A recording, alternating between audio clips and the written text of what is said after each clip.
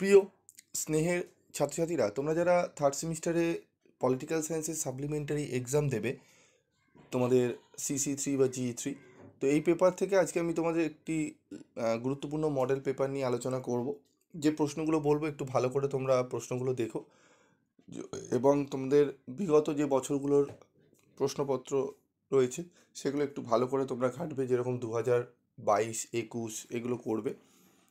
আমি তোমাদের যে প্রশ্নগুলো বলবো সেই প্রশ্নগুলো একটু ভালো করে মনোযোগ সহকারে করো, এবং উত্তরগুলো আমি তোমাদের আলোচনা করে দিচ্ছি, একটু ভালো করে দেখবে, এবং টু দি পয়েন্ট অ্যান্সার করে দিয়েছি, ঠিক আছে?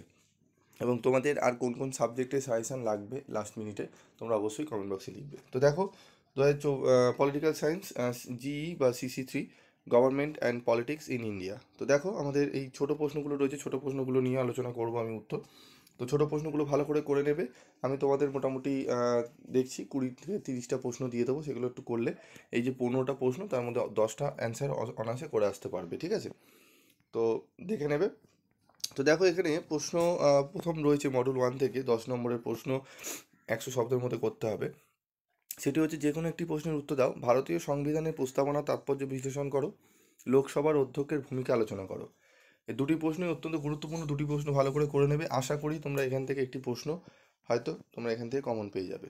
তারপর দেখো, মডেল 1-এরই 15 নম্বরের দুটো প্রশ্ন তাই একটা করতে হয়। সেখানে দেখো কয়েক দাগে রয়েছে, ভারতীয় সংবিধানে সংরক্ষিত স্বাধীনতার অধিকার। এই স্বাধীনতার অধিকারটা ভালো করে পড়বে, এবং ঠিক আছে, সাম্যের অধিকার, দুটো অধিকার পড়ে নিলে অনেকটাই কিন্তু কোশ্চেন বারবার ঘুরিয়ে আসে, ঘুরিয়ে ফিরিয়ে এই প্রশ্নগুলোই দেয়। তো স্বাধীনতার অধিকারটা অবশ্যই পড়বে, তার সাথে পড়বে ভারতের রাষ্ট্রপতির ক্ষমতা ও পদমর্যাদা আলোচনা করো। এই প্রত্যেকটা অ্যান্সার আলোচনা করে দিচ্ছি, এবং তোমরা PDF নোটস কীভাবে পাবে একদম লাস্ট মিনিটে সেটাও বলে দেবো। কিন্তু তার আগে তোমাদের অবশ্যই বলবো, তোমাদের যে প্রশ্নগুলো বলছি সেগুলো একটু ভালো করে শুনতে। ভারতের যে কোনো একটি রাজ্যের মুখ্যমন্ত্রীর ক্ষমতা ও পদমর্যাদা আলোচনা করো। ভারতীয় সংবিধানের 73তম ও 74তম সংশোধনের তাৎপর্য বর্ণনা করো। 1990 থেকে ভারতের দল ব্যবস্থার বৈশিষ্ট্য আলোচনা করো। ভারতের পরিবেশ আন্দোলনের ওপর একটি টিকা লেখো। পরিবেশ আন্দোলন এবং নারী আন্দোলন, এই দুটো আন্দোলনই তোমাদের খুব ভালো করে পড়তে হবে। দুটো আন্দোলনের মধ্যে একটা প্রশ্ন আসবেই আসবে, ঠিক আছে?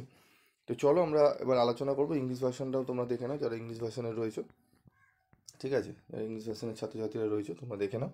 চলো এবার আমরা উত্তরগুলো নিয়ে আলোচনা করব। তো দেখো, আমাদের রাষ্ট্রপতির ক্ষমতা, ভারতের রাষ্ট্রপতির ক্ষমতা ও পদমর্যাদা আলোচনা করো। ভারতের রাষ্ট্রপতি দেশটির সর্বোচ্চ সাংবিধানিক পদে আসীন রাষ্ট্রপ্রধান।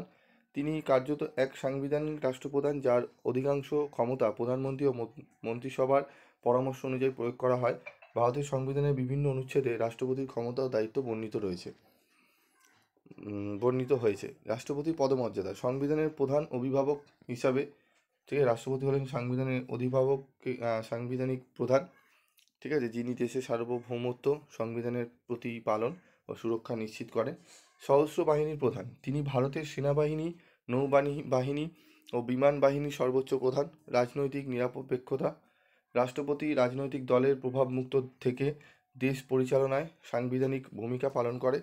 সম্মানের সর্বোচ্চ স্থান, প্রোটোকল অনুযায়ী রাষ্ট্রপতি মর্যাদা ভারতের প্রধানমন্ত্রী, মুখ্যমন্ত্রী ও অন্য সকল সরকারি কর্মকর্তার ঊর্ধ্বেও। বিদেশে ভারতের প্রতিনিধি, তিনি বিদেশে ভারতের প্রতিনিধিত্ব করেন এবং বিদেশি রাষ্ট্রদূতদের অনুমোদন দেন। রাষ্ট্রপতির ক্ষমতাগুলি কয়েকটি ভাগে বিভক্ত। কার্যনির্বাহী ক্ষমতা, সংবিধানের 53 ও 74 অনুচ্ছেদ অনুযায়ী রাষ্ট্রপতির নির্বাহী ক্ষমতা মূলত প্রধানমন্ত্রী ও মন্ত্রিসভার পরামর্শ অনুযায়ী প্রয়োগ হয়। সমস্ত আইন কার্যকর করা, কেন্দ্রীয় সরকারের বিভিন্ন নিয়োগ অনুমোদন করা ও বিভিন্ন প্রশাসনিক কাজ রাষ্ট্রপতির দায়িত্ব। রাজ্যপাল প্রধান বিচারপতি, সুপ্রিম কোর্ট ও হাইকোর্টের বিচারপতিদের নিয়োগ করেন। আইন প্রণয়নের ক্ষমতা, রাষ্ট্রপতি লোকসভা ও রাজ্যসভার অধিবেশন আহ্বান ও স্থগিত করতে পারেন। সংসদ দ্বারা গৃহীত বিল অনুমোদন বা প্রত্যাখ্যান করার ক্ষমতা রাখেন। জরুরি পরিস্থিতিতে অধ্যাদেশ জারি করতে পারেন, ঠিক আছে। বিচারিক ক্ষমতা, সংবিধানের 72 অনুচ্ছেদ অনুযায়ী রাষ্ট্রপতির ক্ষমা, দণ্ড লাঘব, দণ্ড স্থগিতকরণ বা পরিবর্তনের অধিকারী। মৃত্যুদণ্ডপ্রাপ্ত অপরাধীদের ক্ষমা করার একমাত্র সাংবিধানিক অধিকার রাষ্ট্রপতির রয়েছে। আর্থিক ক্ষমতা, সংসদে বাজেট উপস্থাপন রাষ্ট্রপতির অনুমোদন ছাড়া সম্ভব নয়। সংবিধানের 265 অনুচ্ছেদ অনুযায়ী কোনো কর আরোপের জন্য রাষ্ট্রপতির সম্মতি প্রয়োজন। জরুরি অবস্থা জারির ক্ষমতা। রাষ্ট্রপতি 3 ধরনের জরুরি অবস্থা ঘোষণা করতে পারেন: জাতীয় জরুরি, রাজ্য জরুরি, আর্থিক জরুরি। উপসংহার: ভারতের রাষ্ট্রপতির পদমর্যাদা অত্যন্ত উচ্চ, তবে কার্যনির্বাহী ক্ষমতা সীমিত। তিনি দেশের ঐক্য, সংহতি ও সংবিধান রক্ষার প্রতীক। তার অধিকাংশ ক্ষমতা নামমাত্র হলেও সংকটময় পরিস্থিতিতে তার ভূমিকা অত্যন্ত গুরুত্বপূর্ণ হয়ে ওঠে। এই একটি প্রশ্ন গেল। তারপর দেখো আরেকটি, প্রত্যেকটি উত্তর ভালো করে শুনে নাও, বুঝে নাও, দেখবে লিখতে সুবিধা হবে। রাষ্ট্রপ্রধান বিষয়ের সাপেক্ষে ভারতীয় সংবিধানের সংরক্ষিত স্বাধীনতার অধিকারটি ব্যাখ্যা করো।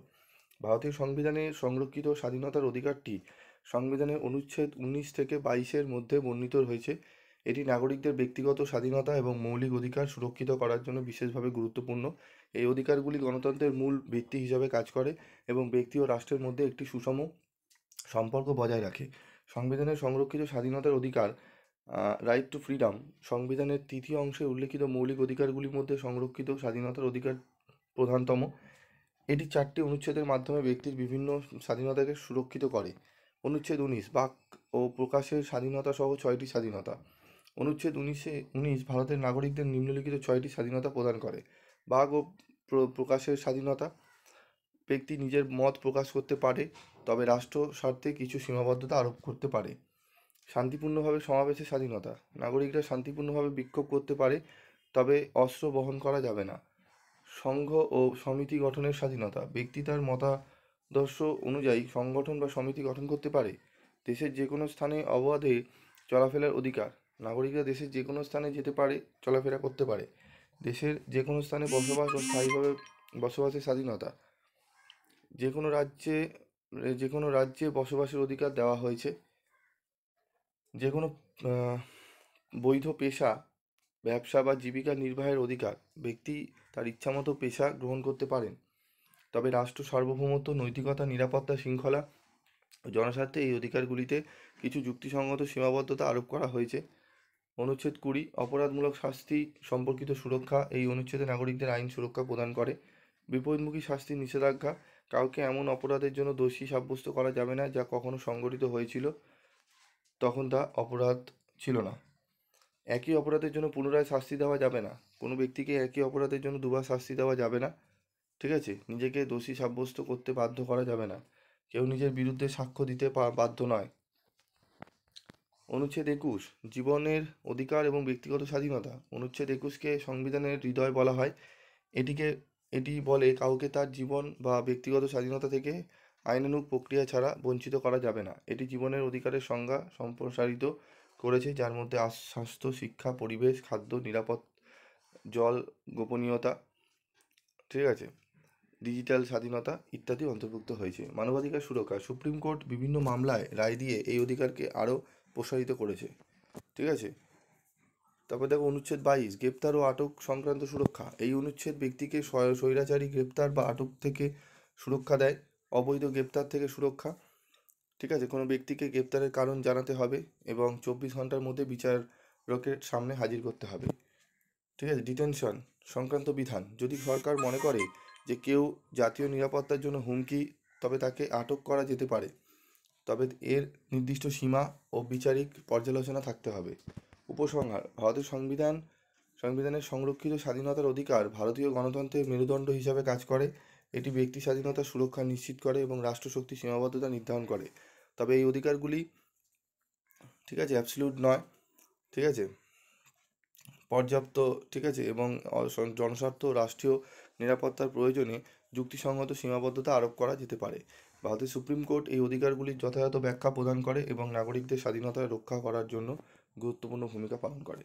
ঠিক আছে, তো এইটি একদম টু দি পয়েন্ট লেখা আছে, যেগুলো রুলস অনুযায়ী, সেগুলো অনেক ছোটো ছোটো করে তোমাদের দিয়ে দেওয়া রয়েছে। তোমরা যদি চাও এর মধ্যে থেকেও বাছাই করতে পারো, তবে চেষ্টা করবে এই উত্তরটি লেখার। মোটামুটি 15 নম্বরে দিলে তোমরা 12 থেকে 13 বা 11-12 মতো নাম্বার পেয়ে যাবে। ঠিক আছে, পলিটিক্যাল সায়েন্সে তো একদম বড় প্রশ্নে তো ডিটো নাম্বার দেওয়া, মানে 100% নাম্বার পাওয়া যায় না, তোমরা জানোই। কিন্তু আমি তোমাদের সোজা সরল করে কেন লিখিয়ে দিই, যাতে তোমাদের পড়তে সুবিধা হয়। ঠিক আছে, অনেকে 15-15 15 পাবে না, হয়তো 14-13 পাওয়ার জন্য অনেকটা বেশি পরিমাণে উত্তর পড়ছে, মাথায় রাখতে পারে না। তো সেক্ষেত্রে আমরা 11-12ই পাই না, 1 নম্বর একটু কম পাই, কিন্তু আমাদের আরেকটা প্রশ্ন তো আমি পড়ে নিতে পারবো না, তার জন্য। দেখো, ভারতীয় সংবিধানের প্রস্তাবনা তাৎপর্য বিশ্লেষণ করো। ভারতীয় সংবিধানের প্রস্তাবনা তাৎপর্য অত্যন্ত গুরুত্বপূর্ণ। সংবিধানের উৎস, সংবিধানের উদ্দেশ্য, ঠিক আছে, ন্যায় বিচার, স্বাধীনতা, ভ্রাতৃত্ব, রাষ্ট্রের প্রকৃতি, সংবিধানের দর্শন, আইনগত তাৎপর্য, ঠিক আছে, ঐতিহাসিক তাৎপর্য, উপসংহার। এটি 10 নম্বরের জন্য, ঠিক আছে, একদম টু দি পয়েন্ট অ্যান্সার করে দিয়েছি। তো এই যে আজকের এই আলোচনা হলো, এর সম্পূর্ণ পিডিএফ নোটস তোমরা পেয়ে যাবে। কী করে পাবে? গ্রুপে যারা জয়েন রয়েছে তারা গ্রুপে পেয়ে যাবে, 2টি গ্রুপ রয়েছে। এবং যারা গ্রুপে জয়েন নেই তাদেরকে বলবো, আমি একটা লিঙ্ক দিয়ে দিচ্ছি, ঠিক আছে, তোমরা সেই লিঙ্কের মাধ্যমে গ্রুপে জয়েন্ট হবে। এবং অবশ্যই চ্যানেলটি সাবস্ক্রাইব করবে। চ্যানেলটি সাবস্ক্রাইব করার পর পাশে থাকা বেল আইকনে ক্লিক করবে। তারপর লিঙ্কে ক্লিক করলে তোমরা ডাইরেক্টলি গ্রুপে জয়েন্ট হয়ে যেতে পারবে। যদি সাবস্ক্রাইব না করো তাহলে কিন্তু গ্রুপে জয়েন্ট হওয়া যাবে না। আজকের মতো ভিডিওটি শেষ করছি। দেখা হচ্ছে পরবর্তী ভিডিওতে। সকলে ভালো থাকবে, সুস্থ থাকবে।